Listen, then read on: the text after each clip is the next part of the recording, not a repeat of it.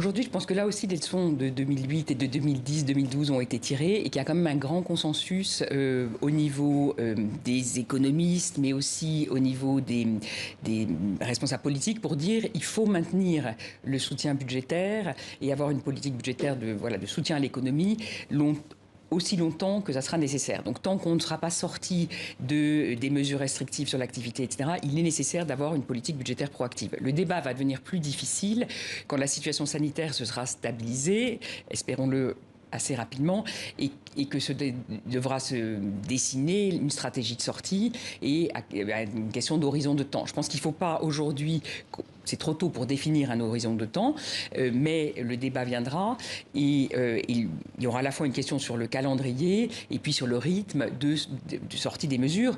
Ce qu'il faut voir quand même, c'est que dès lors que l'activité rebondira, une fois qu'on aura levé les mesures de restriction, il y aura un rebond, un peu comme on l'a vu cet été, un rebond assez important de l'activité qui déjà va avoir un impact sur le déficit assez direct. Mais après, évidemment, se posera la question du remboursement de cette dette, du calendrier de retour à une situation budgétaire plus saine.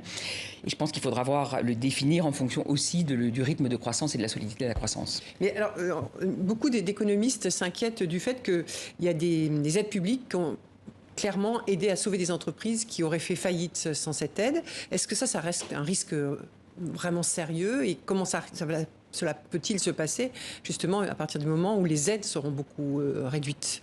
Alors c'est vrai qu'on a vu aujourd'hui, paradoxalement cette année, une baisse du nombre de faillites parce que toutes les entreprises ont été aidées. Donc finalement, on a un peu gelé la situation des entreprises à un point donné.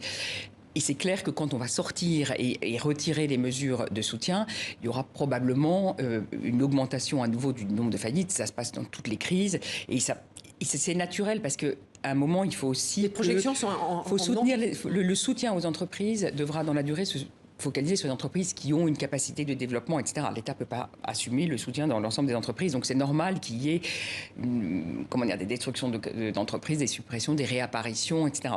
Mais il est clair que on va devoir, dans la phase de sortie des mesures, on aura une situation probablement d'augmentation du nombre des faillites.